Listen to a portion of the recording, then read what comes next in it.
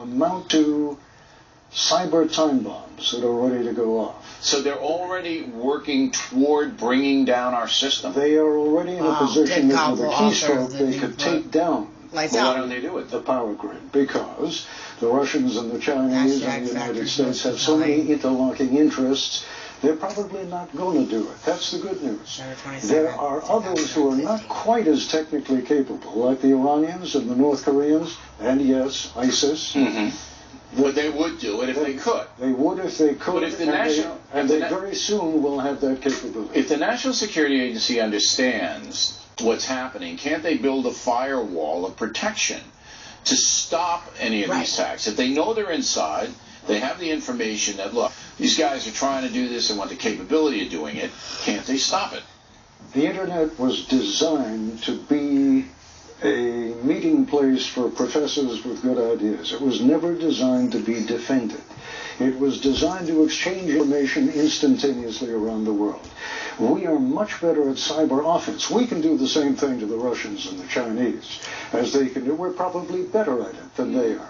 But defending it is all. So it would be mutual destruction then if somebody did it, because they would know who did it. No, not necessarily. No? No. I mean, take a look at how long it took the FBI to come to the conclusion that North Korea, which is not nearly as technically capable as the Chinese or the Russians, how long it took them to figure out that they were the ones who hacked into Sony Pictures. Yeah, Sony Pictures. Yeah. All right, and the Chinese have been accused of doing this for industrial espionage. So if it all goes down, if they succeed in hacking us in a cyber attack on the nation, then our cell phones don't work, right?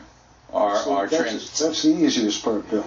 Your electricity doesn't work, your lights don't work, your refrigeration, because it's all computerized now. Well, it's all in the electric grid. If the electric grid comes down, everything in a city like New York that runs on electricity, which is just about everything, is down. All right, so then we have zombie apocalypse, people running around the streets, looting. You remember what happened in the blackout in the 70s.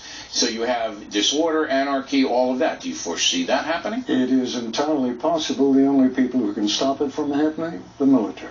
Yeah, the military would have to be called in and all that. That's exactly right. The problem is that the Department of Homeland Security does not have a plan for the civilian population in the event that this happens. Why not? Because the plans they've got they've got plans for floods, they've got plans for blizzards. But they know that the NSA knows it's going to happen. Why doesn't Homeland Security have a plan? I don't know the answer to that. You need to find that out.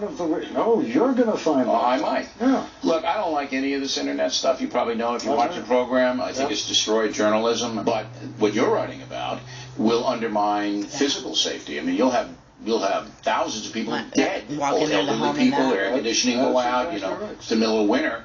And you're telling me that our Homeland Security has no plan at all? That's frightening. What I'm telling you is I spent an hour with Jay Johnson, the current Secretary of Homeland Security, and I kept saying, what is the plan?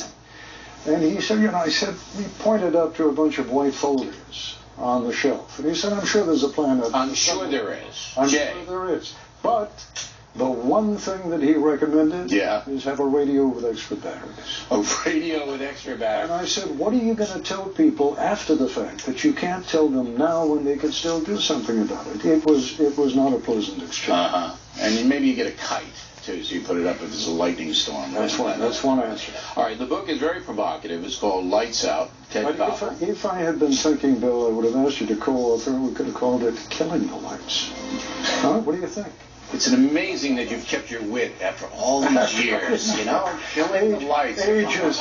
Okay? Ages catching up with both. Not me. I mean, look at this Botox. It really works. Next up, two-factor flashbacks and Hollywood legends by interviews with the late Ernest Borgnine and James Arness. People